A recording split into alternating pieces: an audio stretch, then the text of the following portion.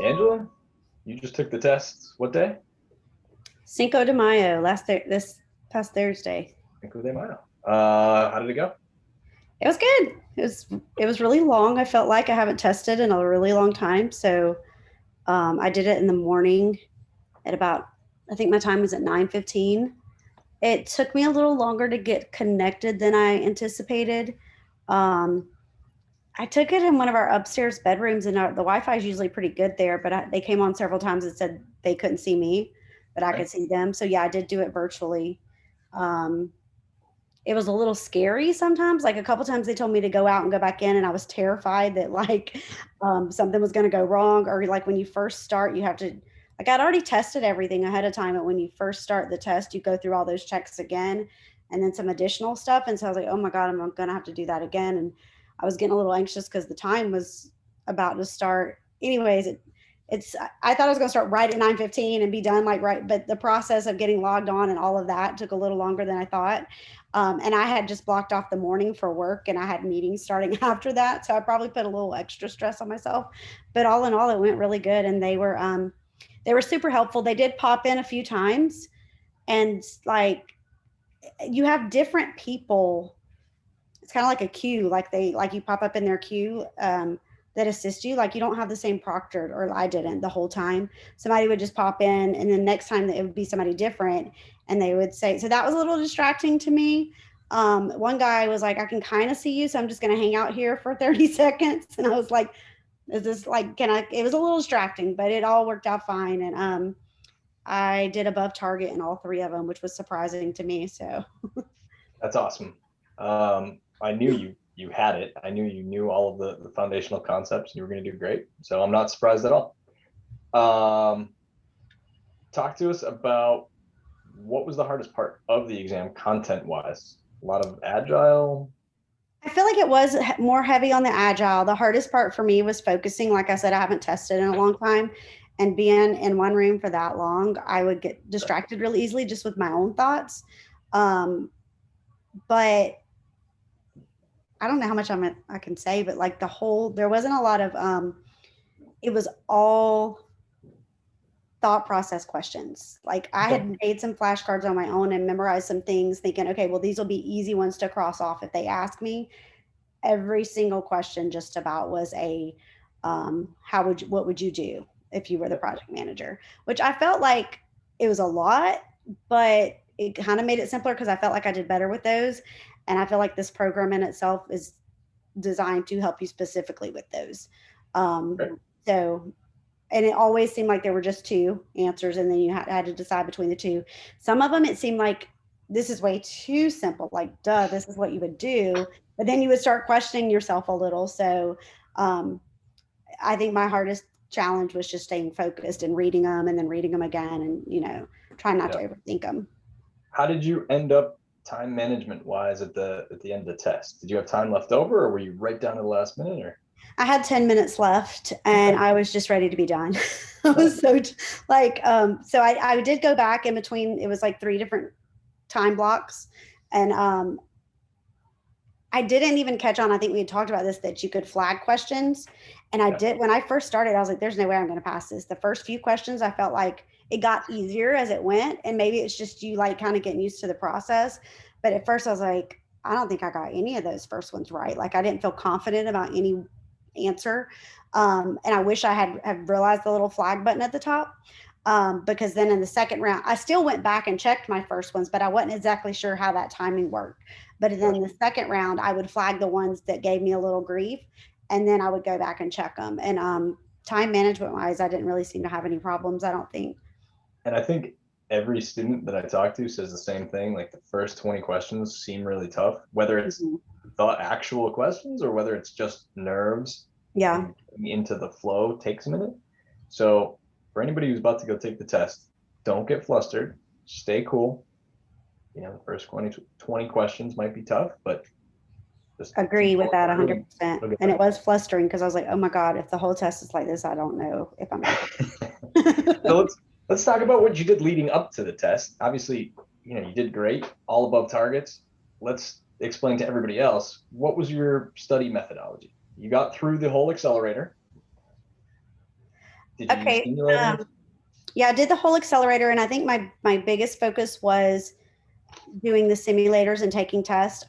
I I didn't do so much of the 60, 60, 60. I did those and I did them a couple times, but just because like I was still working full time, I have a family, I have two kids about to graduate, one this weekend, one the next. There was always something else going on.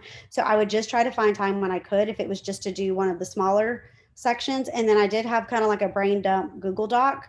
And if I missed something, I would just copy like the whole thing over into it and go back and look at those, like the ones I missed.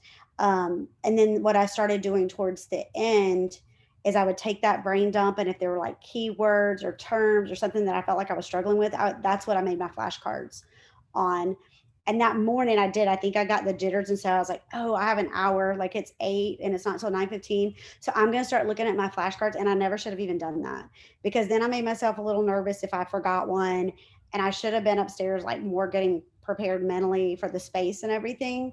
Um, Oh, and that was the other thing I had problems with. Like, I don't know if it was my phone or the connection, but they would tell you to take pictures of around you, and it just kept saying loading. And I was like, oh my gosh, like I'm supposed to be here at 9:15 and it won't take my pictures.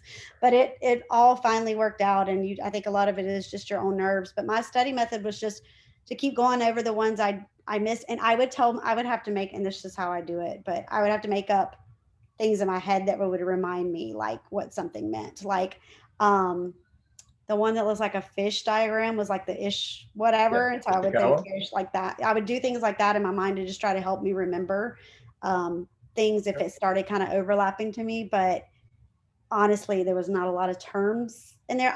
I wouldn't say I could go in not having studied at all. Some of it is common sense, but knowing the process like they teach it here, it just really helps with the flow of things, I think.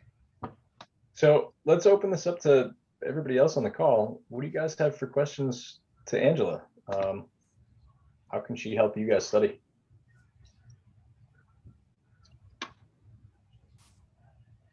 What were your like average test scores, would you say, on like the simulators and stuff? Oh, that scared me too, like 60s. Okay. I I feel think I good got then. I feel 70. good. Yeah, I think I got a 70 one time, and I was like, telling my husband, I was like, "Oh my God, I got a 70!" And they said, "If you get a 70, you're going to be okay." And so I was really nervous, but I had given myself this goal because of like I'm in Atlanta now for work, and I knew I was about to have to travel. I knew I was about to have 2 graduations and all this stuff leading up to it. And so I was like, I have to do this now, or it's going to be really bad. And so I didn't know if I was really prepared. My husband was like, "Oh, you'll be fine." And I did just try to, there was a few times that there was things I was supposed to do. And I was like, no, I'm not going to go. I need to study. But I tried to take breaks and still do the things that I felt like I needed to do for myself, instead of just sitting in front of the computer the whole time leading up to it. But I would think about it like when I was doing other things and try to just keep thinking of things that like I got stuck on. And even in the workday, if I had a gap between meetings or something, I would take a simulator test and just jot down some things. But yeah, I didn't do great on some of them, and some of them I did really bad sometimes, and then I would go retake it. And honestly, I felt like the ones I did better on was because I was like, oh, I remember that question, like it would pop up again. But that's why I would copy the ones I missed, because then if I saw it again, it would kind of trigger that. And I would always go back and look after I took the quizzes to see what I missed, so that I could kind of learn from it. Like I felt like by reading it again and reading the right answer, it would kind of help remind me what I did or And I didn't do. always tell everybody, don't worry about the scores, especially at first, nearly as much as using the simulator as a tool to see where you should spend some more time studying. So it sounds like you did exactly that, and it worked out. What other questions do you guys have? I know a bunch of students on here are getting like really close. I do. Vayner, Sarah, Karen, you guys are all coming up real soon, right? Not quite yet, but I do have a question for Angela. Yeah, go for it. Yeah, I need to set a date. So Angela, that's kind of the question I have, I guess. How long after you finished the accelerator and everything, and then between that and taking a bunch of simulators, did you set your exam date? Because I'm to that point now. I just finished, all the videos, but I'm like, how long should I take simulators until I feel like I'm there? So what worked for you? Because it sounds like our study patterns are very similar. Yeah, and I feel like we've kind of been following the same path. I wanted to be like, hey, you're already ready. Like, I feel like you're ready just from the calls that we've been on and answering the questions and stuff. You would have to look, Rob, to see if I don't have it pulled up my schedule, so I don't know exactly. I feel like it was a week or two that I did the simulators, maybe a week and a half. I think one of my biggest focus after I finished the actual course was getting my application submitted. Mhm. And that wasn't as bad as I thought it was going to be. And I got the response right away. Yeah. So navigating my way a little bit through that, like once I got the application acceptance and figuring out how to schedule the test, then I just started looking at my personal schedule and saying, okay, this is probably the latest possible date I can take it, where it'll work and I can give myself enough time. And then I just kind of backed into that.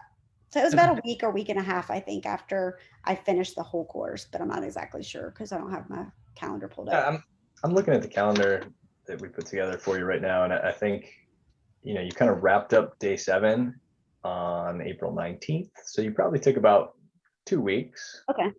maybe a little bit more, 2.5 weeks to get from that finishing of the accelerator, do some extra going back and studying, and then take the test. And I think that's about what I always recommend is, like, once you finish the accelerator, take a little bit of time, a couple of weeks to let it all digest and keep studying, going back through things that you feel like you need some more work on. You know, we've had students that literally finish the accelerator and then take the test the next day and do great. But if you can be over prepared, I would love for you guys to go in there like super confident, just knowing that you're going to crush this thing. So, any other questions for Angela before we let her drop off and go celebrate?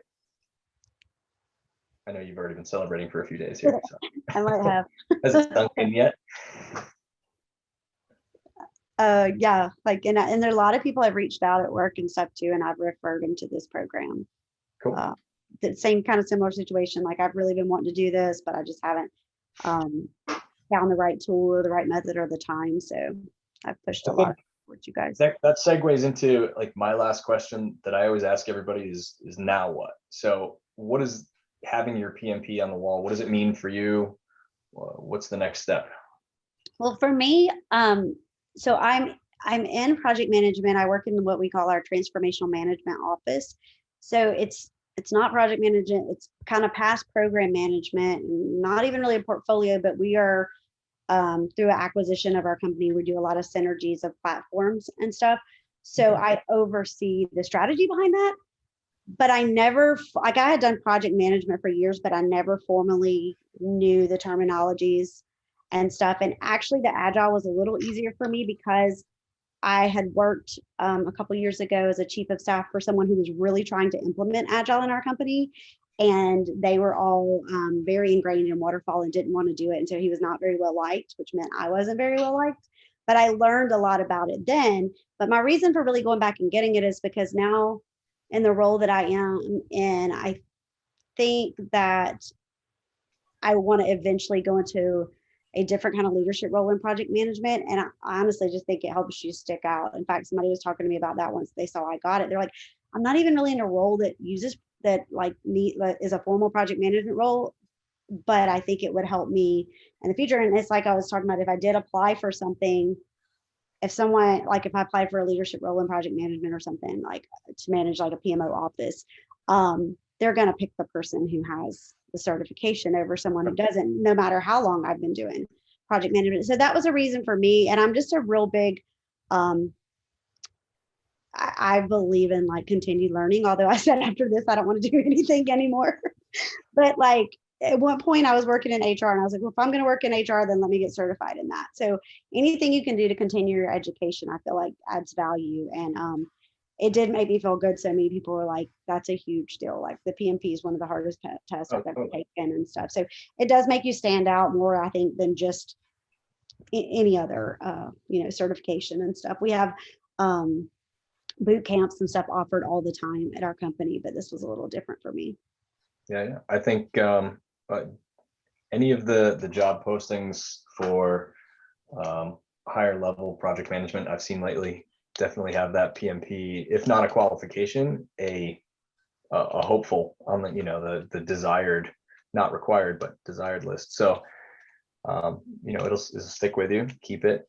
Don't. That was my one question.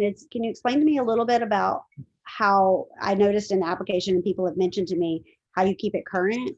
Yeah. When you log into your PMI dashboard, there's actually a nice little widget that shows, but you have to earn a certain number of PDUs over the next 3 years. And then you can, I don't think you have to actually reapply, but you just, you know, submit it, re-up your certification.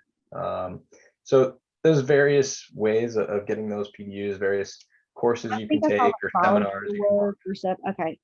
But it's not actually taking the test like this again. No. But shoot me an email offline, because I have a couple of great programs, like week-long seminar type things that I attend every year, and they usually have those videos after the fact virtually that you can go and watch on your own time, and you can get PDUs for that as well. So shoot me a message and I will get you the link for that. Otherwise, congratulations. Okay, thank you. I know you've probably heard me say for other students on here, like, I love it when students come back. I think it encourages everybody else on this call that, you know, we're all going through the same program. You obviously came out of this thing with all above targets, crushed it.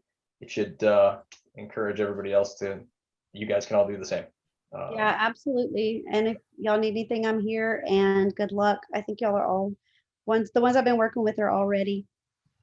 Yeah. We have a bunch of students on here that are going to do awesome really soon. So Angela, thank you so much for telling us your story, and congratulations. All right, thanks guys. Anything, don't hesitate to reach out and we'll be in touch.